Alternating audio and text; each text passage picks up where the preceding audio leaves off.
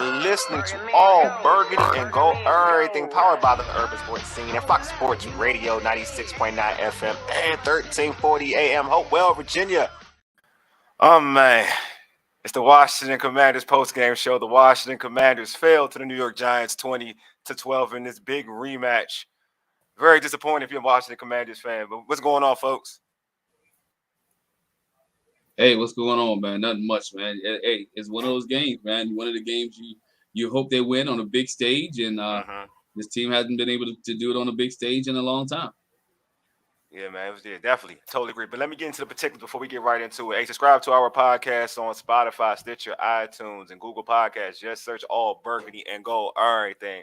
Also tweet us at ABG_Errrything and hit us up on IG at ABG_Errrything and like our All Burgundy and Gold Errrything Facebook page. Don't forget to subscribe to our All Burgundy and Gold Errrything YouTube channel as well. All right, man, let's get right into it. I'm going to start with you, Ray, man.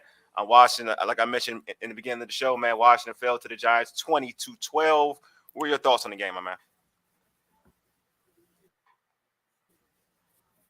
It's like you and I spoke before we came on air. Red zone efficiency. Struggle in the red zone, big time. And Coach Rivera alluded to this before halftime. He said you can't have penalties and then be behind the sticks because of the offensive limitations. And it seems like they struggle. I don't know who that's on because Taylor Heinicke played something. Obviously, he had the 2 turnovers, but that's because the Giants' defensive line played well at times. So a winnable match home, and it's frustrating they let this one get away because now you have a tough task next week against another NFC opponent that's hot right now. So you gotta find the issues on offense in the red zone, in particular. No, I'm with you. Hey, Glenn, your thoughts, man? You on mute? I mean, I felt like Scott Turner calling offensive plays in the red zone. He was on mute. And that's the big difference, man. This team is 18th in the league in red zone efficiency at 52%. Tonight, they red zone efficiency was slim. They turned the ball over in the red zone efficiency out in the red zone. They missed a field goal. You know what I'm saying? So when you look at it, when you start adding those points up that was left on the board, this Washington team did well enough to win the football game, but they left so many points on the field inside of the 20-yard line. It just been one of those games, even at the end of the game, right? Bonehead play, Terry McLaurin. I mean, we love him, but you didn't check with the official. That's high school stuff. Official needs to check back. Make sure you on the line. You make sure there. It was a touchdown. You know what I'm saying? But again, we talked, Ray, you texted earlier about discipline, right? There you go. This is the discipline factor that the Washington organization, the team has to go. I'm not saying they was terrible tonight. There were some things that was good. The running game was effective and efficient. Some of the stuff coming out of the third, coming out of the half, and marching down the field was effective and efficient. So the team did have there were some glimpses from this team that you saw that, they could compete with anybody. I'm gonna say compete with anybody because I think this team, as stay healthy, can compete with everybody. What makes the difference is red zone efficiency. Because I don't see anybody in the NFC East running away because they beat the number 1 team in the NFC East. Yeah. And the number 2 team, there was 1 interception away from winning that game. So when I say compete against, I'm not necessarily saying win. They could be in games with the best team. Okay, you're saying being close in games or whatnot. Yes. You're not saying actually wins and losses. I'm not saying actually wins and losses, but competing, being close in games with teams if they can have more effective efficiency in the red zone. Yeah. I think to me, I saw a team that wasn't disciplined. I think Ray, I think you and Ray pretty much stated that. I just think that so many small minor details, in terms of like scary at Terry McLaurin at that play, you can't make that type of mistake in that situation. Taylor Heinicke, the second fumble, you got to value the football. That's not a fumble that was like forced. That was you not valuing the football. These are things that these are situations where you beat yourselves in that situation. The first turnover that changed them is to change momentum. And shout out to Thibodeau because he had a great game. Like he had a great game, man. He was dominant the whole night. But the first turnover they gave him 7. You know what I mean? I mean, like You held the ball. You didn't step up in the pocket, and he stripped it. Now, it was a great play. It was a great play by Tib, but still, like, these are plays that when you're a team that doesn't score a lot, you can't lose the turnover battle. Like, that's essential to you, to this football team. You don't score. You only score 12 points. And you're right. They didn't score in the red zone, but that's a problem. That's always been a problem. And it's been a problem with Taylor Heineke as a quarterback. It's always been an issue. It's a fact. I'm not even trying to make it up. It's just because of when you're in the red zone, you got to throw in tight windows. You know what I mean? And you got to have that type of arm strength to throw in tight windows. So if you're going to throw the ball in those situations, you got to be guys aren't going to be wide open. You got to throw them open and whatnot. So like you're going to have to do some things schematically to make your red zone your red zone offense more efficient. You may want to run the ball a bit more on certain downs instead of trying to throw the football. But I'm not. It's hard to be negative on Taylor Heineke. I'm with you, Ray. It's hard to be. I'm not going to be overly critical because he did some good things out there. I thought he showed a little bit more arm strength than I've seen in the past. You know what I mean? I thought some of his bombs were not the one from the 50, but I know he threw the one to Jahan Dotson, the one that even I know he threw one to Diami. I thought that showed more arm strength than I'm used to seeing with him. So it's hard for me to be a little bit negative to him. But I will say that you're coming off of a bye week and this performance, you put this performance out there. You have 2 weeks to work to schedule against the same team you played in the prior week, and this is what you got. That's suspect, man. It's the same thing that you had 2 weeks ago. I mean, you look at the game, look at the score. The score, I think it was 2 weeks, 17-17. In fact, 17-17 was a 2-week score. But I give you this. This is, and we talk about Scott Turner. And I have to go play calling here. With the strip sack from Taylor Heineke. And I'm gonna say this because a seven-step drop. Right. In your own territory. In your own territory. You run the territory. You run the football. Look what the Giants did when they was on the 1 yard line, when they was on the 4 yard line, when they was on the 7, when they was pinned back. They ran the football. At this point in game, you're looking at as a coach, you're thinking, okay, what can I do to my team, put us in a situation that will not harm the team? It's a close game at that point, right? So it was 3-0. So at this point, you run the football. You try to get out. Second down is third, second and 6. We may try to, you know what? I may just take, you know what? We're going to take the 4 downs. We're going to punt the ball because we got Tressway. We have a great punter. And I'm going to give the ball back because we're going to trust my defense at this point. I'm not going to put my quarterback in a seven-step drop and get into the end zone. And again, to that if a strip sack happened. No, you can't predict that a strip sack is going to happen, but you can predict that I don't want to put my quarterback in a dangerous situation. So I'm going to play it safe here, and we're going to try to run the ball out. And remember, at the time, they were still running well. They was breaking some things off. So trust the running game. So at this point, because if you look at the score, that is the difference in the ball game, right? That is the difference in the ball game. We're not even going to talk about the flag because I text you guys what I thought that was. You know what I'm saying? The last play of the game? No, the flag when they scored in the 2-point conversion. Oh, that play? Yeah, I thought that I saw much. I saw much. I've seen much worse, but I've seen much worse. Chippy call. The official who made it. I'm not going to talk about that person because I just one of those things that I just thought. It came from that side. You know, I'm not going to talk about it, but that's what I just thought. It was one of those things. But I digress. This team still has an opportunity to make the playoffs. Detroit is on their heels. Seattle's on their heels. They have a tough way to go. Man, I think we got to keep it 100 when it comes to the playoffs. I know it's like Ray always gets on me. Like, you look at the schedule. Don't be looking at the schedule, but it is. Go ahead, Ray. Go ahead. I just want to jump in real quick. And can y'all hear me? I'm having some connectivity issues, even though I don't know. You're on the delay. You're a little delay, man. My man Cornelius said. What I want to say is, and I love that comment, by the way. Okay.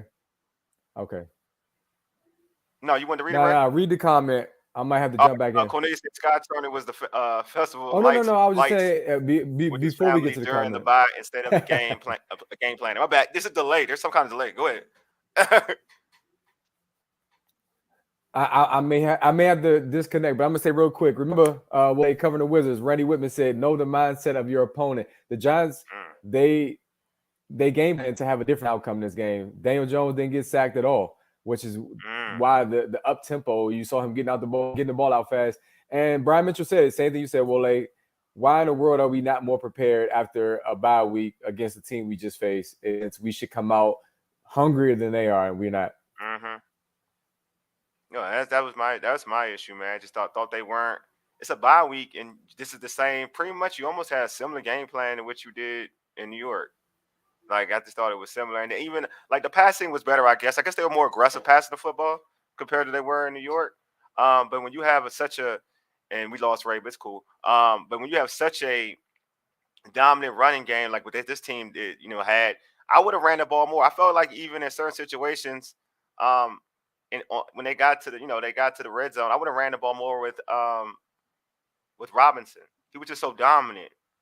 Yeah, I felt like there's situations in that game where they decided to throw the ball with Taylor Heineke and have it, but they could have, in my opinion, ran the football.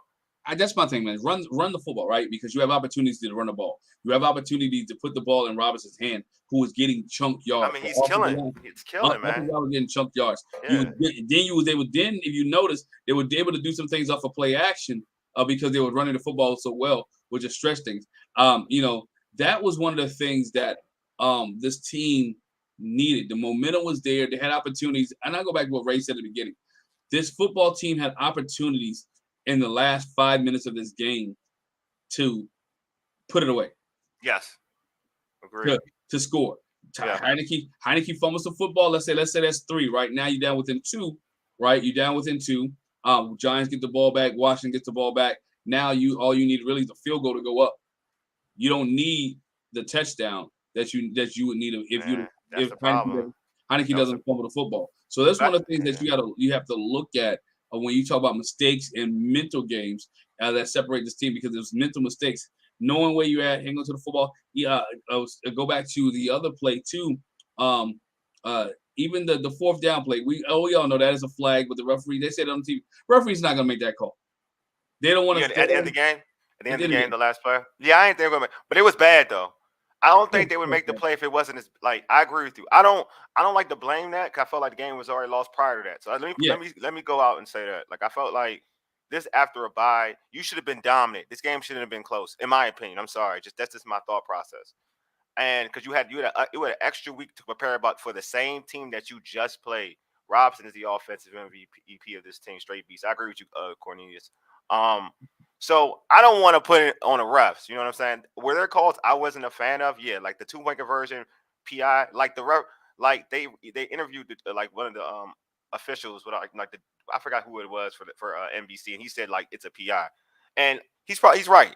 In the letter of the rule, it's a PI, but we've seen much worse. When on pick plays, right? We've seen we've seen worse. And also like that last play was horrible though. I will say that like. You don't make that call, but usually you gotta be a little bit discreet when it comes to a play like that. My man George Sanil said we killed ourselves with penalties. I agree. It goes with what we said earlier. We were undisciplined. We really were. Like Terry McLaurin, I don't like putting anything on Terry McLaurin in terms of negative because he's been such a leader and such a baller. But you can't make that play at the end of the game, man. It's the 1 yard line. You're at the 1 yard line. You have everything at your disposal. You just got the rushing touchdown. It had to be called back because of that play. Like you don't make that mistake. You made multiple issues with my man Darnell Walker said you guys are smoking. Stop it. Hey, you watch it. You gotta be a Giants fan, right? Gotta be a Giants fan. It was a close game. It could have went either way. It shouldn't have been like the previous game. Nah, it shouldn't have been to me when you got a whole bye week. It shouldn't have been that close. That's my argument. Like.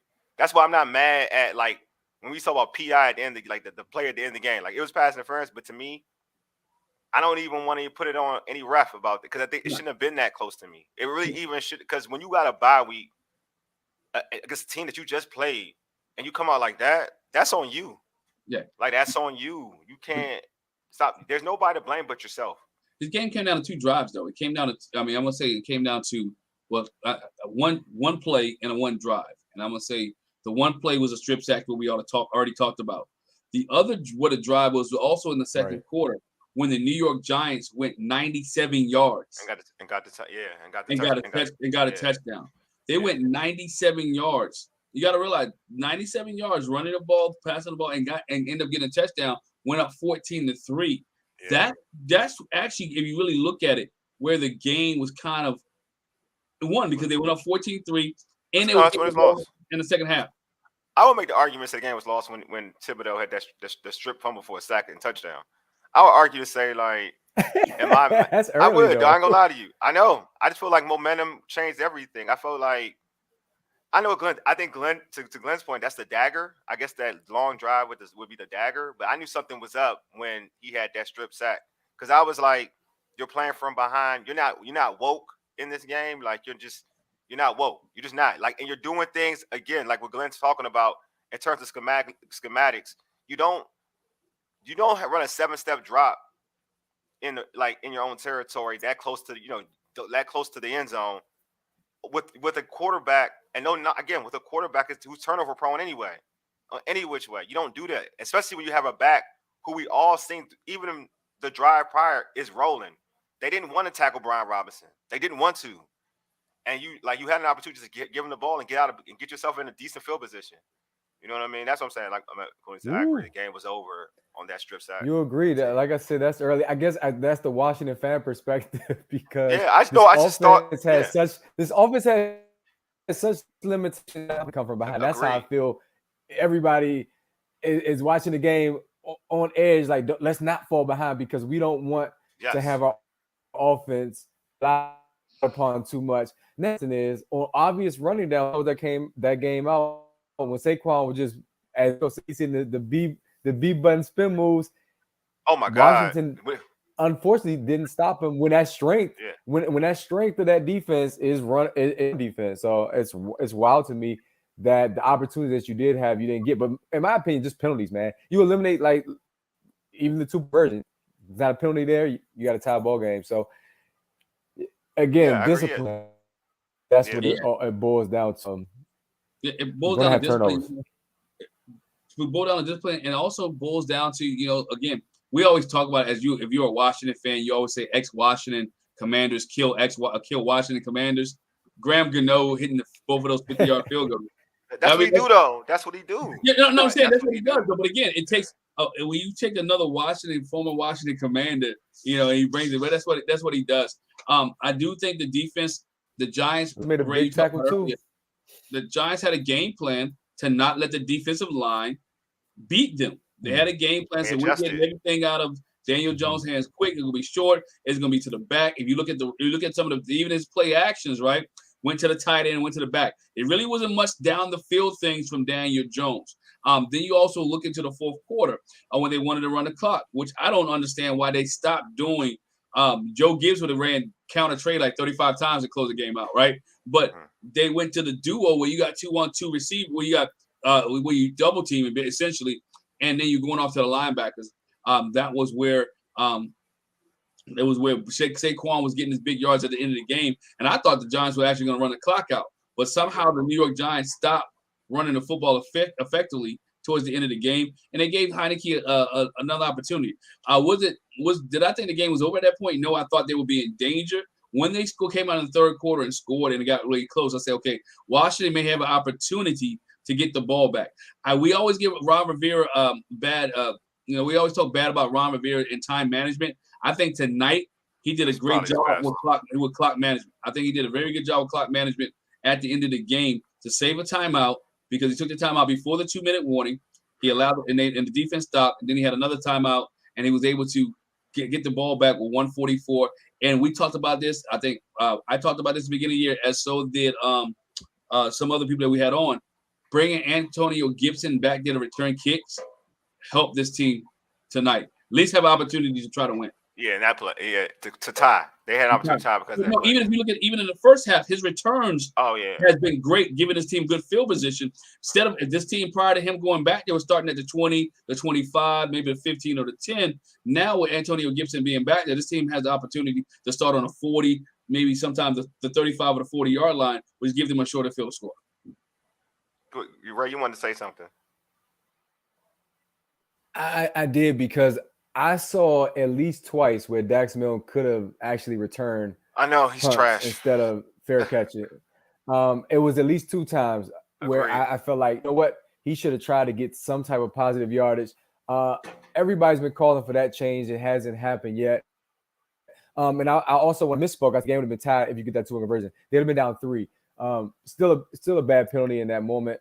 And it's just, again, it's short field that needs to get corrected. That's going to be on Scott Turner because I was watching Wentz on the sideline. His body language, he looked like he wanted to get out there because he felt as though he could make some throws that Taylor Heineke is not capable of. But I'm not going to put this one on Taylor Heineke. Again, just overall, you got to be disciplined. And what I feel bad about, and I'm not a Washington fan, y'all know that, is your first big home game with playoff implications where you got really good attendance. Yeah, I know you're saying. Yeah, I'm with you. That's what I'm saying. That's a problem to me. I think you got a well-attended game. It was Giants fans, yes, but you had a good crowd. Yeah, with Washington good crowd. Gear Mostly on. Washington I saw fans, it, bro. and I'm like, okay, finally, you finally show up. Jonathan Allen had been begging for that. We've heard it always from different people, and you finally George, wow. Yeah, no. You finally get what you wanted. You got a pack stamp. Derek Forrest was saying this weeks ago. You finally get what you wanted, and then you lose, man. I just feel like they're close, but they got to fix a few things. You got to get a long-term solution at quarterback. You have to at some point. That must have emails on Dale Snyder. No, if you look at it's wild. Look at the stats. Now that's where everybody's inconsistent. Dax Milne got to go. He got to go. Everybody's on that train, bro. If you look at to me, Washington defense didn't play that great to me. They didn't play good to me enough to me. But if you look at Daniel Jones' stat line, it ain't nothing special. 21 for 32. He only threw for 160 yards. Saquon was 18 for 87 yards, 18 carries, 87 yards, 1 touchdown. The best receiver in Richie James had 42 yards. If you look at what the defense gave up, subtract 7 points from 20, they only gave up 13 points. So they did enough to win the football game in terms of giving up, in terms of point total. But I didn't think they weren't good enough for me. You know what I mean? Like I felt like you didn't adjust. We talk about the quick game stuff, but because you're playing soft coverage, so you're getting the ball out quick. I felt like you didn't rush Daniel Jones enough. Maybe you should have put some more pressure on him, blitz. But when you look at it, at the end of the day, but your offense is still the problem, regardless of the fact. 12 points. 12 points, I guess, with a defense that was atrocious last week against the Eagles. Remember when the Giants had that 3-and-out to start the game? Yeah. The stat was the Commanders have run 18 plays to the Giants 3, but they had 3 points to show for it. They dominated the freaking clock, but they can't separate. That would make such a big difference if you can dominate the time possession and play ahead and play from ahead. Like a nice cushion. Yeah. I thought that was the key too. I thought actually someone tweeted me that dang, we winning the time of possession, we only have 3 points. We're killing it, but only 3 points. And I'm like, yeah, this is probably going to bite them in the butt. It is. I'm going to shout out, a comment. I go with George. Somebody said in the chat, I'm not going to look, this game was not stolen from the Washington Commanders, right? I'm not going to go and say this game was stolen from the Washington Commanders. It wasn't, man. It was not. The Washington Commanders shot themselves in the foot. We've been talking about it the whole time we've been on, is red zone efficiency. I've been talking about this for weeks. I bring up the stat every week is about the red zone efficiency, being able to score. Good teams score touchdowns in the red zone, not necessarily field goal. They score touchdowns in the red zone. This team has not been able to do that and be able to produce that for whatever reason it may be, whether it's play calling, whether it's running the ball. I'm just an old school type of guy. If you're on a 3-yard line, 4-yard line, and you got 4 plays, you run the football. I just believe if your team can get average 3 or 4 yards or 4 or 5 yards, more physical, why not? In the middle field, you telling your big guys up front, you know what? We trust you to get us into the end zone, and and I have people say, "Oh, it's compact." I understand that it's compact, but those big guys. The difference is the Giants. Look at the Giants when they was in the red zone. Their offensive line was getting off the football, and it was driving the defense of the Washington guys through 2 or 3 yards back. Same thing with Washington. You trust the big guys to get off the ball and the running back to get into the end zone. I'll go back to the play with Taylor Heineke when he scrambled. He didn't read. He didn't read his block, because if you go back to watch the play, Dotson had the block, and all Heineke had to do was cut back on the inside. You talking about the one for he would have scored? He would have scored. Cut back on the inside. He would have scored. You talking about the play when he stopped at the 1? Yep. Yeah, cut back inside, he scores. But his mind was already made up. I'm gonna try to dive, but then I don't. At the pylon, I think we tried to do that pylon dive again. Pylon dive, and then he thought about it. No, better not do that. Yeah. And that was the difference. That's kind of a difference there. Most good quarterbacks. I'm not gonna be Jalen Hurts, he puts his head down and gets to the end zone. Yeah. I'm just being, and just one of those type of things. But again, been talking about it the whole time. It's little things that's holding this team back. It is not big things. It's little small things that need to fix here or there that kill drives. What was a holding penalty that killed the drive to move them back? Yeah, you talking about Leno, or the play on Leno. Lucas, was it Lucas? It was Leno. It was Leno, right? It was Leno. It was a tackle. It was Leno. Holding penalty, put him back behind the sticks. Well, he didn't even need to do it. Like, it wasn't no need to hold. Yeah, no need to hold. So it's the little things the team needs to adjust to be able to close games. Look, I mean, just good teams are disciplined. They don't beat themselves often. Sometimes, I mean, I'm not gonna say they don't beat themselves often. This team is not there yet. You know what I mean? Like, they're not at that situation yet. What did he say? Cornelius said, like, oh, they wasted everybody's time going 15 plus plays drives. They waste everybody's time. Yeah, I agree. No, exactly. I mean, George said the Giants end up winning the time of possession after that start. Yep. Well, that's after that start because the game plan changed, and you saw them trying to go. They started going away from running the football a little bit. But yeah, to me, good teams win football games. You know, in a structured way. And this team, to me, at times isn't structured. You know what I mean? Like, they're still trying to find their way. They're still like, it's the same old, same old. What's their record right now? They're 7-6-1. Ron Rivera has won how many games so far this season? If you look at the remaining games on the schedule, I know we can all say, like, yeah, they can compete against certain teams, but again, they're going against the Niners are coming up next. That defense is real. Like, if you can't score 12 points against the Giants, I'm sorry. Let's be realist. What do you think you're going to do with the Niners defense?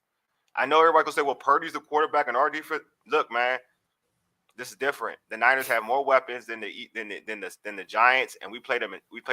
The Giants played us at FedEx and struggled. If we're looking at it for who is what, not, it's any given Sunday, not that moniker. Yes, if it's any given Sunday, I agree with anybody. It's any given Sunday. This is true. But we're looking at for face value, the Niners defense, who's smacking folks against a Washington offense that could barely score 17 points. I don't even like to say 20. They can barely score 17 points. So that you got that game, you got the Browns. I know everybody's like, Watson hasn't looked the same. Watson getting better. If you watch the games, Watson's getting better every week. You got the Browns, and they got dogs on the defense. They got Ward at corner. Everybody know they got Myles Garrett, Javate Clowney. So that's not going to be easy either. You got the Cowboys, and you got the Cowboys on that schedule. So all this talk about, hey, these games, like, it's not looking good. This Giants game was a must-win in a certain extent. It really was. But these 3 games remaining, unless something totally changes, within the thought process, and they're playing clean football throughout this process, like Heineke is better than he's ever been. Playoffs are dim because the Lions are playing better football. You got the Giants. And that's one thing I'm glad you brought that up. And the Lions have the tiebreaker. Yes, they got a tiebreaker. Like, this is not. So I want people to understand the Lions have Seattle Seahawks. The Seattle Seahawks aren't a bad team. Like, yeah, they don't, but they're not a bad team. Like, because of the remaining schedule. Like, when you look at the schedule, what games can you say, like, oh man, Washington got this game? Look at it. Just be real. You just lost to the Giants, who just got blown out by the Eagles, and you had a whole bye week to prepare for. Keep it a buck. Like, you're not the favorite in any of these games, for real. I'm gonna be real. You're not the favorite in any of these games. Cleveland just beat Cleveland. I know they didn't have Lamar, but the Ravens always compete. Cleveland beat the Ravens this week. We already saw what the Niners did. The Cowboys are the Cowboys. They're one of the best teams in the NFL and the NFC, definitely. So where do we lie in terms of, okay, what couple games you're gonna need you probably need 2 games on this stretch. So when fans talk playoffs, you gotta be easy. Yeah. You're going to need 2 games. One thing about the Cowboy game is it depends on where they're at. They may not play everybody.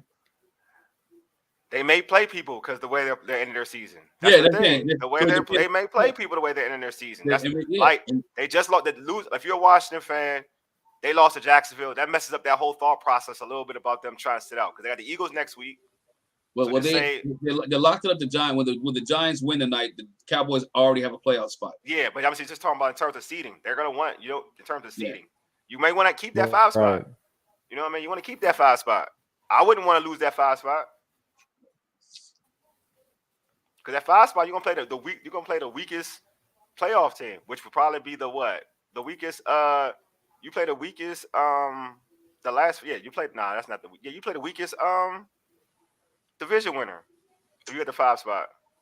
I'm not losing that 5 spot because the weakest one's gonna be the South. I'll take playing the South. I would want to play the South. So I'm just saying, like if I'm the Cowboys, I'm not trying to go below the 5th. I would agree. Yeah. So that's what I'm saying. Like if I'm I would Washington, agree. I would agree. Yeah. If I'm the like this schedule it's not mapping out if you won this Giants game, yes, it's like now you could talk, but yeah, you banking on Now I would say look at the playoffs. The Giants, the Cowboys kind of one more win will lock up the 5th spot for them. So they can't go to the 4th spot because they're not a divisional champion. Yeah, they can't. So the 5th spot with one more win for the Cowboys will lock it up for them. Unless they start losing 2, and the only other team that can catch them in the 5th spot is the New York Giants. Yeah, they can lose. They can definitely lose to the Eagles. That's a loss. Yeah, but they got the Titans. They got the Titans after that, and then they got. I'm just saying these are losers. I'm just saying knowing the Cowboys. I'm just telling you like. They got games where you gotta hope that they lose. They don't get that they don't lose. Or they win multiple games prior to Washington. Put it that way. You gotta hope. Yeah, because they're not gonna sit. They're not gonna sit players if they've been on a losing streak. They're not gonna sit players. Yeah, if they got a chance to lose the 5th spot, I agree with you. If they got a chance to lose the 5th spot, they're not gonna sit players. But if they got an opportunity where they can't go up, or they're not gonna fall down, to me as a coach, I'm rest those cats. Yeah, but even that, you're asking for so much to keep this team in the playoff race. Knowing what this team has to play with. Like, again, looking at the schedule, like, all right, let's leave the Cowboys game as a wild card game. We're gambling people. You're losing to the Niners. And if I'm on odds, I'm not favoring them against the Cleveland Browns. Not at this not what I just saw. Not what I just saw. They got to win. Again, if you're a coach, if you're Ron Rivera, you're gonna have to go hard. Yeah. If you're Ron Rivera, you're telling your team to win out. You're not telling your team you're telling them, yo, you got to win every game. Every week is a playoff game. If you're Ron Rivera, you're preaching to this team that we control our own destiny, right? At this point, the Commanders control their own destiny. Win football games. That is the end of the week. That's all you have to do. They have to win. Go win football games. All right, so real quick before I guess I've been negative a lot. So what's the positives out of this game before we the running game to me is positive. Mm-hmm. The running game is one of the positives. Since Brian, you can see each week Brian Robinson is getting more explosive, getting more physical, and getting better. And to me, there is that's a positive for me. The running game is there. Mm-hmm. The running game is. Yeah, the running game is there. Yeah. Hey, Ray, what's your positive? For me, it's Jahan Dotson. He returned to form. Yes. From the way he was playing before the injury. And again, man, this team is a quarterback away. You had a guy who can spread that ball around. You got some playmakers. I'm including Diami in that too. And Antonio Gibson out the backfield. So shout out to Jahan Dotson for just, coming back, man, and staying focused as a rookie after, he could have packed it in with such a devastating, injury to halt just the progress he had earlier. Oh, man, George said positive fans were right about Antonio Gibson returning kicks. Not Dak Smith. I agree. Look, I'm with you, Ray. My positive, like Jahan Dotson was electric. I just think that I feel like it's more of Taylor Heineke looking at him because I feel like he's been healthy, looking to give him the football than him not being able to make plays. I feel like Taylor Heineke just locks it on Terry McLaurin. So now it's like he's noticed. Like maybe it was after the bye. Folks have told him, "Hey, look over here. This guy gets easy. He's getting like the easier coverage, and he's a good route runner. So look over here. He's a playmaker. He's dynamic." But you got to remember that to that point, Jahan Dotson and Heineke haven't played together that much. Yeah, I agree. No, I agree. He's coming back from the hamstring injury. Mm-hmm. When Heineke took over, Dotson wasn't there. So now you're starting to see the chemistry because they have time to work on it. Same thing you Yeah. saw early in the season with I'm not Alex Smith, but with Carson Wentz. Carson Carson- Wentz and Dotson, right? So you Yeah. start to see the chemistry now because Dotson had 105, Terry had about 70 yards. You know, you starting to, as Ray point, if that quarterback that can sling the ball around, and you know that's what Yeah, you they, look. they definitely need a quarterback to do that. Like it just it is what it is. But I'm gonna be positive. Um, so yeah, the running game, man. I thought the Thunder and Lightning thing was working, man. I just thought that even Gibson, I thought both of them were effective. So I thought I'll give them credit. Offensive line run blocking was good. I'll give them credit there. I thought Danny Johnson was good. Honestly, I thought he set the tone initially. The first Yeah. two, first two. I thought he was good. They all could have been better in terms of the style of defense, but I don't put them on a player. I put that on the defense. I felt like the coaching. I thought they could have played a better style of defense. When I you got play one more against, positive. One more positive, man. Jamin Davis. man, he just plays, man. Now he's just a normal contributor now to me, man. Yeah. But I gotta keep giving him credit because at the beginning of the season, Yeah, of people course. wanted to get rid of this dude. Yeah, They man. was talking about how it was a bad pick. It was terrible. Washington needed to do something. But Jamin Davis, when you put him in position and you allow him to grow, has really stepped up to be a force on this defense. Look at the beginning of the year how he was getting burnt by running backs, and tonight he makes the play. And wide receivers, And tonight he makes a play on a running back to save a first down. You know what I'm saying? So you see the progression from week 1 to where we at now, week 15. I mean, week 16. Yeah, Jamin, he just definitely deserves flowers. I do want to put like something negative real quick because I'm gonna go back to being negative. Just one, John Bostic, bro. Like you may need to retire. What Saquon did to you, you may need to retire. Like I'm gonna keep. Video game. That was a video game move for real, Ray. Like dog, that's basketball. That's a basketball sense. He literally broke this dude's ankles. I thought he may have tore dude's ACL. That's how bad he got him though. Like I thought he tore this dude's ACL. Like he damaged ligaments on that play. Like you may need to retire. Like Yeah, I that's don't the know. NFL films. That's always gonna be around. That's always gonna be around. I don't know if it's a. I don't know if you got to do in a practice squad with some speed, maybe some youthful energy. You may want to play that kid because that was bad. Yeah, George John Bostic needed to retire after Saquon juked him. I'm telling you exactly, George. That wasn't nice. No. Yeah, that wasn't nice. That wasn't like we in the Christmas spirit. We supposed to be in the Christmas spirit, and that was some Scrooge like stuff, man. That was kind of mean. But yeah, Washington fans, this is gonna be a tough one for everybody. I mean, I'm a realist, you know what I'm saying? Like, so I don't believe in playoffs right now. I'm actually almost on the side of saying you can play Sam Howell or whoever right now. It don't matter. You that? Hey, yo, I think it's over. Like, I look at the schedule and people call me negative. I think it's over. Like, I think. But I look at the schedule. I look at play. You know what I mean? Like this is just gonna be the norm. Like, I know, like this is gonna be the norm. Like in terms of.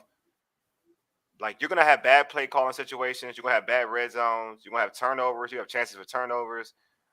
Your running backs are gonna play well. Your defense are gonna play well. But at the end of the day, you're not gonna when you play certain teams. When you like the Giants aren't a good offense at all. You know what I mean? And they're not even a good defense. They had secondary. Their secondary had nobody. Right. Like they had nobody. They had a bunch of backups, and you could only score 12 points. Yeah. I'm sorry. Landon Collins came. They just activated Landon Collins for this game. You know what I'm saying? Like, I'm sorry, but when you're gonna and the next 3 game teams that you play against, they got defensive ballers, bro. Like, I wouldn't even talk about the playoffs. I was talking about Sam Howell. You don't give Carson Wentz the opportunity to audition. Oh no, I mean, somebody else over. I mean, I would play. I mean, season's over, so I'm like, I mean, why even play Carson? Like, in my mindset is like. Get a young dude some burn. Like, this is my mindset. Like, I may not play him. You know what? I'll be honest with you. I wouldn't play Sam Howell against San Fran. I actually wouldn't do that because that would ruin his soul. I wouldn't even put him against San Francisco. That's a whole different defense. That's a whole different animal. Right. Like, that is a legit top, like dominant defense. If you watch them, they're a legit dominant defense. I wouldn't do that to him. Like, I wouldn't do. I wouldn't have Bosa. I wouldn't have him messing with Bosa. Like, that's too much for him. You know what I mean? If they lose that game, I play him against Cleveland. I'll play him against Cleveland. Even as much as I like Cleveland, they like Cleveland studs on defense. They give up some points, so I'll give you Cleveland.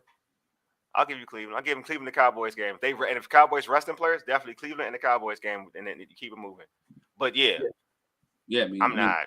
not playing. Yeah, but I don't. But in terms of the season, yeah, this is what it is now. Like I'm gonna pray for Heineke against San Fran because that's a bad matchup.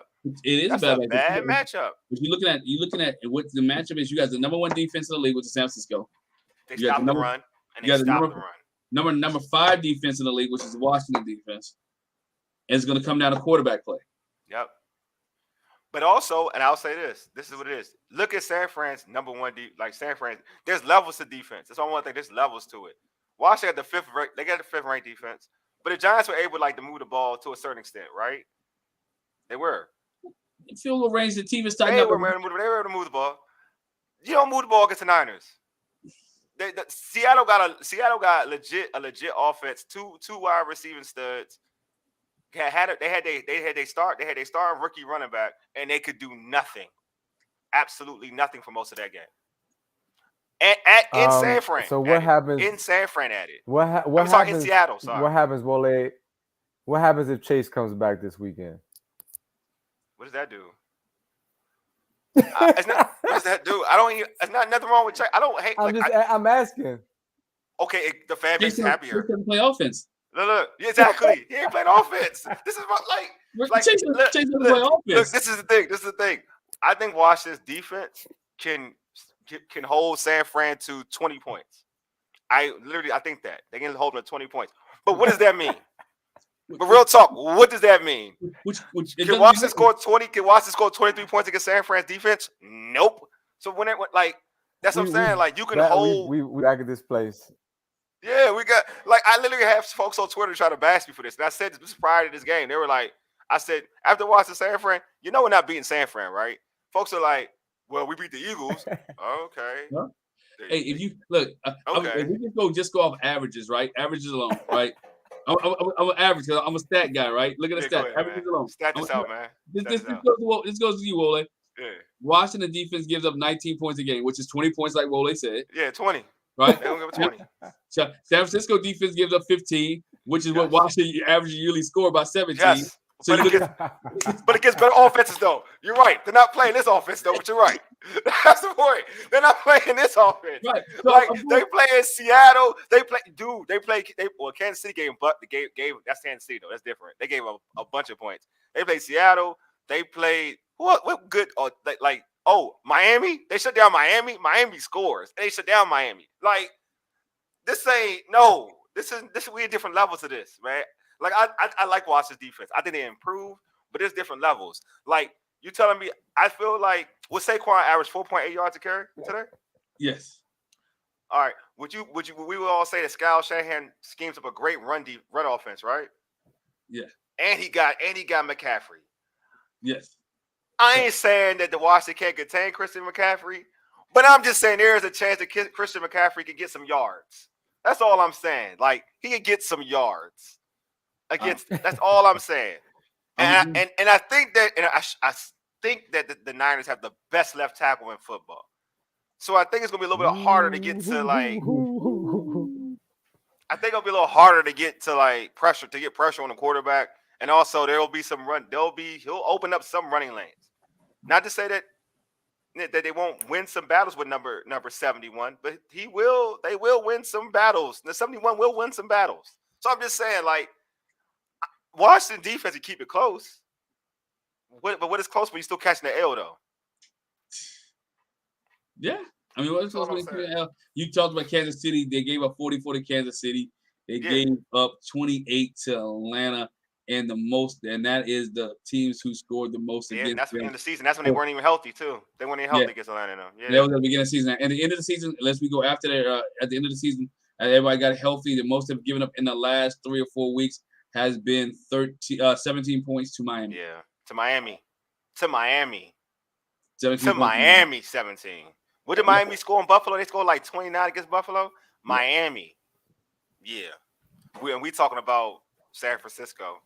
I guess with a team that only can score 12 points against the New York Giants with backup players. Man, what are we doing here? I'm scared. What are we doing here, Washington fans? What are we doing here? I thought after the Titans lost, the season was over, and they proved me wrong. So I feel you, Ray. um, I feel you you. never know what can happen. Still a lot of My football man, left to Joey. be played, but at the same time, the way you're describing Cleveland, that's how Washington needs to have that mindset. Just win. Yeah. Don't worry Keep about showing. what any other team is doing. Just win, baby. Al Davis. Appreciate it. That's what I said. Just win. And I'm not saying they are going to win or going to lose. What I'm saying is, you're Ron Rivera and you in that organization. You preach. You talk about. Yeah, this is the win. The loss tonight is disappointing. The loss tonight, you can It's point at. horrible. It's horrible. You can point at. You can point at. You can point at several Horrible. different. You can point at several different things. Just don't point at the Look, referees or the officials. But look. don't point at the officials. It is disappointing. But if you're Ron Rivera, your staff, you're telling this team. Ray was so real, man. Like I think it's a horrible loss in so many different avenues, man. Like it's a horrible loss because you're after Yeah, the bye, and it's horrible for real. If you try to get fans, it's a horrible loss. it is. I think it's crippling to what what they tried to do. I'm serious. Like I'm really like they did so much to try to get fans to come to this game. They look, you had Jonathan Allen give out free tickets. You have multiple players giving out free tickets. You're like, this I'm is the sorry. game we need y'all. Y'all even said that this could be the season. Some of y'all said this, like this could Yeah. be the season, the playoffs, and then you put that out there, You like know, you had people who going like now some of these people gotta go to work tomorrow. Like they gotta go to work tomorrow, Monday morning, and they in Beltway traffic. A lot of these people complain from driving from Virginia to come watch this team play in FedEx and Landover, and now they gotta drive all the way back home. They probably pissed because they in traffic, and and they gonna be late to work to watch that performance. Oh, they pissed. Look, man, folks ain't coming back after that, bro. I'm serious. I'm sorry. Look, they I flex always the complain. game. If I'm in Virginia, if I'm a Virginia driver and I'm driving, yo, I'll be pissed too. I ain't gonna lie to y'all. I want to hold y'all. I'll be mad as I don't know what. And they flex the game to make it a prime time. And they flexed it for y'all. It's terrible, man. I'm sorry. I apologize to y'all. I apologize for y'all, man. I feel bad for y'all. Virginia, I made a lot of statements to Virginia. I'm talking about Northern Virginia folks about like where the stadium at. But today, I feel for y'all, man. I feel for y'all. Like this is terrible. Cause I mean, y'all commuted, man. Y'all commuted to see this. You know what I mean? Brand was on the other show, Ray. He was like, "You ain't going to the game." Look, I'm happy I ain't No, go. I heard him. I didn't. When I mentioned Jonathan Allen, I was gonna mention him, but I changed my mind just because it wasn't on this show. But but he was saying, "Come on, guys, we haven't had a game like this in such a long time." And see, that's the mindset that people had in going to this game. Is yes, we about to get a win. Jonathan Allen was confident enough in his ability in the defense to say, you know what, I'm gonna give away tickets because y'all come to see a win. True. And man. I just feel like, again, I'm gonna say you got to know the mindset of your opponent, and you have to be prepared, because if you're not, then you're going to have a letdown like you did tonight. And unfortunately, the unfortunate thing is Taylor Heineke. I see it with him. I saw it a few times with was it Curtis? No, it wasn't Curtis Samuel. Who was it? Where I mean, you're celebrating, and I get it. You get a first down, but listen, you playing from behind. I need you focused on getting the ball in the end zone. Until you start scoring touchdowns, I don't need the first down. You ain't Zeke. Probably Terry McLaurin. I don't know. What may not have been Terry. A bunch of them was doing it. Jahan was doing it too. Jahan was doing it too. Jahan definitely was doing. I just feel like you can't be that animated until you punching the ball into the end zone, man. I'm sorry. And now that's just me. I was annoyed. Heineke annoys me. I'm not gonna lie, because he gets so much love. He annoys me at times. And you know I rooted for Heineke to start. Me too. But I'm just saying, right? All this change in the sneakers and stuff. Slim, you one game above 500. Like, come on, man. Like he got like a swagger with him. Yeah, let's keep this a buck now. Be humble. Yeah, let's keep this a buck. For all the fact that the Heineke Hive who listen to this, y'all be mad at me, but I'm gonna keep it a buck though. Sorry. All this work you did, dude, like all this work, like you had like all these like these bombs, whatever that they like little casual bombs. Dude, you only scored 12 points, bro. And I'm gonna say this again: you scored 12 points against backup dudes. I am not impressed. I am not impressed. Like you're right, Ray. You know why? We always, because we set the bar low for Heineke. When we come on this show and we do this stuff, all of that, we set the bar low. So when we say he played all right. He had over 200 yards. He had like 250 or something like that. I don't have the stats in front of me. I think that's 250 or something like that. I'm looking at it right now, actually. He threw for what? Yeah, 249. I'm right, about 249. 249. One touchdown. Right? One touchdown. But also, like, he had 2 fumbles. One, he gave up. He gave you one. He gave him 7. He gave them 7 because he gives up points. He gave them 7. And he had 1 turnover when they had a chance to score. He gave that up too. Yeah. He is who he is. Darn it. Hey, Glenn. He is who he is. He threw a clear pick. We wouldn't even be having these discussions. And it was dropped. It's always dropped. It's always dropped. But hey, you give that credit. Look, hey, Ray, he lost the ball and then tried to make the dumb throw. I was like, what are you doing? You give credit to Dotson for breaking that up. He did. Yeah, he does. He deserves a lot of credit for that. You credit to what receivers give credit to do to break it up. He's a great DB. Great DB. He threw a pick. Oh, that was a pick. I was like, the game over. That was a pick. But you know what? You talk about fumbles, and we didn't touch on fumbles tonight. They put the ball on the ground more than put the ball. I know they did. And Gibson did. Ryan Robinson did. Heineke did. Tonight, ball security was a big issue for this Washington football team, and it kind of bit them in the butt. Ball security is key. Playoff team or not, I guess that I wait for this week's show to start asking those type of questions. Yeah, we hear that's true. There's a lot of questions to be asked going into these next 3 games. Yeah. A lot of questions that need to be answered going into the next 3 games. Because you got to answer the question: if this team makes the playoffs, do you keep Heineke? If this team, come on, Glenn. Dog. That's what I'm saying. Like, Ray, Glenn going the optimistic route if this team makes the playoffs. I'm like, hey, Glenn, I want to flip that thing on. Y'all was like, I'm not answering that yet. I want to see the San Fran game. Hey, Glenn, I'm gonna flip it. I thought you were gonna say this. I ain't gonna lie to you. This is what I thought you was gonna say because I was with you and I think you flipped on me. I thought you said we gotta have a discussion like when this team gets eliminated from playoff contention. Will he be playing Sam Howell? I thought you was going that route. No, I'm not saying it's my question, but you still got cats who I'm looking at the feed, I'm looking at different things who believe Heineke is that dude.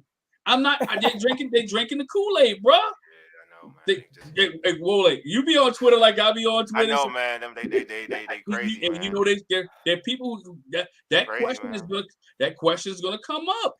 No, see, we don't have a problem with W's. Bottom line, if you beat the Bears 12-7, like the 12 you scored tonight, you scored in Chicago and you won. But the thing is, we know, like somebody mentioned earlier, in this league, you have to be able to score. The teams that don't score typically don't win. Who wants to be the Texans where we're in the game they're in the game against all the good teams, but you don't win. Who cares? You don't win. And then my thing is, go ahead. But my thing is like it's not even like you got teams who don't score score like the Chiefs, but this is a different level to this, bro. Like this is pathetic. Like this is on some pathetic level crap. Like 12 points at home, man. Like 12 against the Giants. Prime time. Against the Giants, though. No knock on that's most against the Giants. Like I get like a division game, be it 20. 20 is cool. Like I get 20. That's respectable. But 12, like and the thing if you had 12 with no weapons, I think this is the issue. Like 12 with no weapons. I get it. But you got weapons. Like you got weapons, man. You got serious weapons. You got weapons enough where you can run the football. Like you can literally run the football and score points. You got 2 running backs you can run the football and score points. You got 3 wide receivers that can do damage. You got a tight end. He may not be he may not be the Kelsey or whatever of the world, but he's a solid tight end.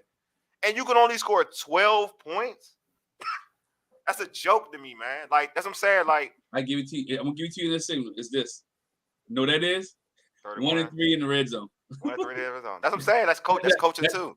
That's what 1 and 3 in the red zone when you're averaging 6.1 yards a rush tonight. I agree. I want 6.1 yards a rush. That's what I'm saying. Like this, and you can only get 12. You cannot run the ball at the end of the game. See, that's what bothers me about Scott Turner. He doesn't know when to mix play action. Yes, there you go. Right.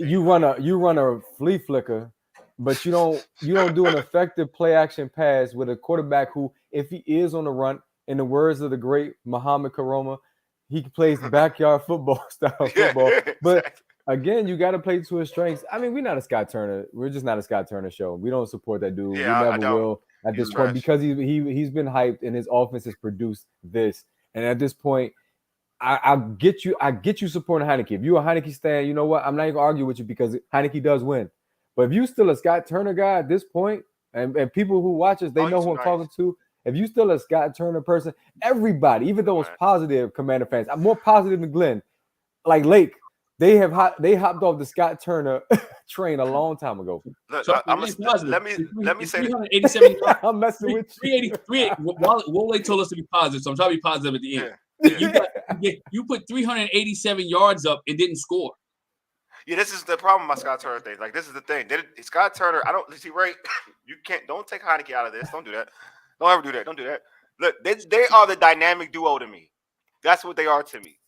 They are like the trash dynamic duo. Like, together, they screw everything up. Like, together, they create the perfect storm of how to mess up everything. Glenn, you're talking about red zone plays, play call in the red zone. Horrible with Scott Turner. It's a horrible thing. He doesn't know what to do with it. And then you got the quarterback to match with it that is not effective in the red zone because like I said, lack of arm strength to get the ball through small windows when you do throw the ball in the red zone. Like, you know what I mean? So it's the perfect storm in terms of having two individuals to me that aren't at the highest level of their profession. Did you see like when they put Taylor Heineke's name? This would caught me off guard. I started laughing. They put Taylor Heineke, and then they put the Pro Football Plus thing, or Pro Football Focus. I'm sorry, Focus. Yeah, All right. I think I saw Heineke 32 out of 32 of quarterbacks. I wanted to die laughing. Like 32 out of 32. Like he wasn't top. He wasn't 10. He wasn't 15. So, excuse me, for all you Heineke lovers, that's what your man. That's what your king rep at. That's what your king at. He 32. See, again, he's got some W's. He rallies the team. We know who he is. He but got some W's. What I'll say is, Glenn, you were asking Tebow got W's too, bro. Glenn, you were asking questions earlier. That's my biggest question right there is, what do you do with Scott Turner after this season? Do you retain him? Oh, that's a good one. That's the biggest question because Coach Rivera always says, this is a 4 or 5 year process, the rebuild process. So at this point, do you continue to struggle on offense, to have limitations on offense when your defense has played well enough, fifth in the league, to get you some W's against some really good teams? Proof is in the pudding. You beat Philly. What do you do with Scott Turner? That's the big question. We can ask that question. I don't care if they win out. No, Scott. The question is, does Scott Turner come back next year? League next year on somebody's team. Say again. No, legitimately. No, if you look at some of the teams, Scott Turner is a candidate on a lot of people's list to be a head coach in this league. I said that a few weeks ago. Next year. And you said let him go. You said let him go. That's and I totally agree. Let him go. But he may take Heineke with him. That's his dude. Let both of them go. That's great. That's be the greatest thing. It's a sliced bread, man, for the squad, man. You gotta let both of them go. Scott Turner, I think at the end of the season, Scott Turner will put his name in a hat to be a head coach in this league. Oh, nobody hiring him though. They ain't gonna hire him though. He could be a candidate. He's gonna not be hired though. And if he gets a job before Eric Bieniemy, then I'm done with the NFL. Me too, on that bro. point. I'm starting to say the same thing. I mean, I'm cool with Jeff Saturday to a degree. I'm but not cool with if Scott Turner has a job after this, how you cool with Jeff Saturday? No coaching experience. How are you cool with a guy with came out of the commentating booth? Look, that's how bad Scott Turner is to me, because it's Jim Irsay. Because it's Jim Irsay. I ain't gonna lie to you. It's that simple. I was cool with the Sean Taylor mannequin because it's Dan Snyder's team, bro. Like people up there, like, man, he needed a statue, and trust me, I'm a Sean Taylor guy. For real, I ain't trying to make fun of this. I'm serious because Sean Taylor, his family liked it. I was cool with it because I'm like, this is what Washington does. But people was in there like, what the hell? Like, it's a mannequin, and I was like, bro, they trying to make up for last year. I'm just saying, but it doesn't shock me. That's why Jeff Saturday doesn't shock me. But the league in general, if Scott Turner gets a job before. Not even black coordinators. I'm just talking about in general. Some people who are in line for pay their dues for real and pay their dues for real and did a good job as coordinators. I'm gonna have an issue. Then then you know somebody. Yeah, if he got one over at D'Amico Ryans or somebody like that, I'm like, yo, Byron Leftwich. I'll take. And even though Byron Leftwich is struggling this season to me, at least he had success. I'd be mad if he took a job over Byron Leftwich. Because this dude has not been successful as a coordinator yet. Like, yet. You know what I mean? At all. So I'm like, I don't care if you can say, like, well, he's had bad quarterbacks. I don't want to hear it. Oh, Scott Turner is like Nathaniel Hackett. At least Nathaniel Hackett had some success, though. That's the problem. He had some success. And he's a horrible coach. Nathaniel Hackett's a horrible coach right now. I mean, at this particular point in time, he's a horrible coach. But Scott That's the Turner. poll question right there, Glenn. Do you keep Scott Turner? Do you retain Scott Turner in the latter stages of this rebuild? Because that's what we are now. This is the latter stages of the rebuild. Yeah. I mean, and you're So, wasting it. That's what I'm saying. Because you've been wasting this. You're wasting this good defense on and see, bad offensive things, that's why man. you get the quarterbacks that you get. Y'all didn't go all in on Deshaun Watson because you didn't think you needed to. Yeah, but nobody wanted to wait 11 games and they were going to suspend it. Why not? Better than his crap. Because he thought no, I totally agree with you. Just start Heineke and win some lucky games like you've been doing, and then have Deshaun Watson come in. You know, this organization's coming off a sex scandal. You can't bring the sex scandal guy to the Look, sex man, scandal look, organization. I mean, look. I know I had this discussion already with multiple folks. It's gonna sound messed up. I just don't care. I'm not going there, but you know what? Listen. No, for real. Okay, so I'm gonna be serious. Now, I'm not condoning anything that went on Deshaun Watson's life. I don't even know the details, to be honest with you. But I do know the facts about some other guys who have returned after serious incidents. Marshawn Lynch being one. Ben Roethlisberger. Several people who have come back from horrific personal issues, and once they begin they will resume their playing career and have success, then unfortunately it doesn't get talked about anymore. Dante Stallworth came back, same thing, man. Oh my God, you're right. It's no joke. I mean, we're talking about serious stuff. Again, I'm not minimizing it, but I get what you're saying about the organization. But I feel like the coaching staff, especially Coach Rivera, who this is his team, bro. He felt like Fitzpatrick or Wentz he can win with because he thinks his defense is that good. And maybe they are. They got some ballers on defense. And I like the future with the young guys. But I'm just saying, you need to invest into the quarterback because right now, that's the biggest limitation on this squad with all the weapons and with all the defensive studs that they have. I will say this, though. Like, the defense is – I mean, like, defense is good. But if you want to have quarterbacks like that, you just can't be good. You got to be Baltimore Ravens good.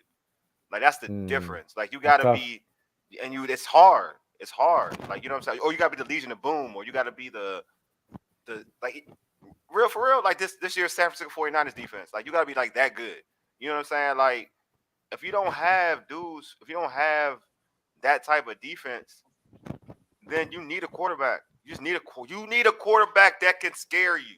Like, I'm not even saying you need to have. He has to be able to scare you, and he has to be able to be efficient enough. That's who Russell Wilson was. That's who Russell Wilson was all the years. Yeah, for real, yeah. Like a Russ, for real. I get you. Not this Russ though, but yeah, the real Russ. Yeah. The Russ that was humble, man. Like I said, the Russ that was humble. Yes, the Russ that was humble. Once that stuff started going to your head, he got a big contract, man. He's not the same. He's not the same guy. Yeah, the altitude got to him, man. Huh? The altitude got to him. Yeah, obviously, something got to him. Hey, go ahead. But also, too, Ray, I got a question for you guys. And my other question is, Wole, you said this season, let's say Washington doesn't make the playoffs. Yeah. Does the question now come up about Ron Rivera's job? No, I think he keeps it. I think he saved his job because of this little run, like he always does. I think this run saved his job. People kind of played for him. And then the uncertainty of the owner situation. I think he's okay. The players love him too. That kind of like works for him. Yeah, I think he's good. I don't think he's got to make changes though. I do think he'll be pressured. I do think he'll be pressured to change some things within his staff though. Yes, and that's what I'm saying. When a head coach start making pressure and was making changes in his staff, then the head coach is on the hot seat. Yes. I think there'll be pressure with his staff. That I'll say that much.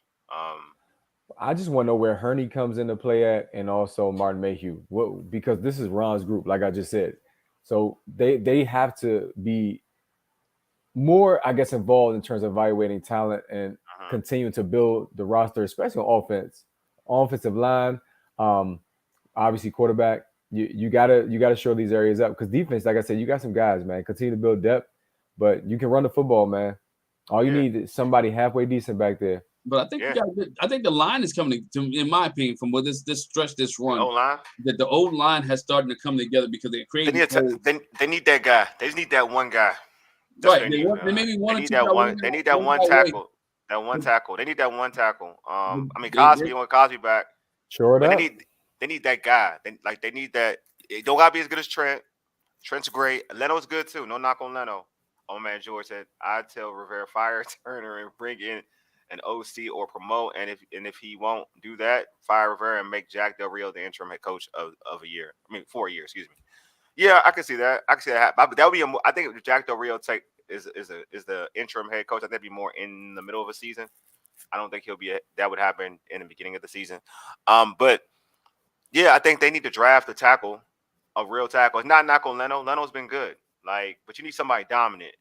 Like, it gets to a point you need that guy. Like the Giants got that guy in Andrew Thomas. They got a guy young and he's a modern tackle. You need that type of dude. So eventually that's what Washington's gonna have to get. You know what I mean? And some guards though. And some real guards. Not these old Carolina dudes. Like they gotta get some real guards. You know what I'm saying? So they do that, they'll be improved. But they got some work to do for real. And it's got to be if it's the offense, it's got to be a quarterback in the trenches. I do because you can't get dominated consistently from these speed rushers. That's an issue though. The speed rushers are an issue for these tackles. You know what I mean? So it is what it is, man. Should never let Trent Williams go. I said that earlier too. Not for no third, fourth round pick or some crap like that. They didn't let Trent go. Trent was tired of the health staff. Trent. Okay, then I would have waited that thing out. I would have been like, no way. If I'm getting the first rounder for Trent, I'm never giving no third round for Trent. It's Trent Williams. Like you lazy if you getting out a third rounder for Trent. You lazy. They just wanted to get him out of town, dog. They wanted. Man, I felt for Trent. They screwed Trent. I know why. I'm not mad at Trent. I know why. They just wanted the publicity to stop. They wanted the news. Yeah, but I'm not mad at Trent. I'm mad at them. Like Ron Rivera, I don't care. Like third round, you can do better than a third rounder. This is Trent Williams. Yeah. Like this is different. Like that's ridiculous. That's like one of the worst trades in football history. I'm sorry. That is. I'm sorry. When you look at the value of what you got, that's the worst trade. It's one of the worst trades ever. All right, man, it's time to end this show. Hey, subscribe to our podcast on Spotify, Stitcher, iTunes, or Google Podcasts. Just search All Burgundy and Gold Errrything. Also, tweet us at ABG_Errrything and hit us up on IG at ABG_Errrything. And like our All Burgundy and Gold Errrything Facebook page. Make sure you subscribe to our All Burgundy and Gold Errrything YouTube channel as well. This has been a great show. You know what I mean? Even though this team lost, they disappointed me. They always disappoint me, though. I knew this was going to happen. Had a strange feeling. Even though Ron Rivera has been good on primetime games, but I knew this team was going to disappoint me because it was after a bye week, and sometimes for some strange reason, I think people feel themselves after a bye week. It happens. It's DC. It's the clubs, the lounges. Folks that probably was doing too much, getting drunk, getting fried, probably doing stupid crap like that. It's all good, though. They're gonna lose to the Niners. They'll pay for that, too. Then all of a sudden, we're going to see Sam Howell. Sam Howell experience, baby. Let's go. Anyway, you've been listening to All Burgundy and Gold Errrything, powered by the Urban Sports Scene and Fox Sports Radio, 96.9 FM and 1340 AM. Hopewell, Virginia, 4 ages. You dig? Deuces. See y'all.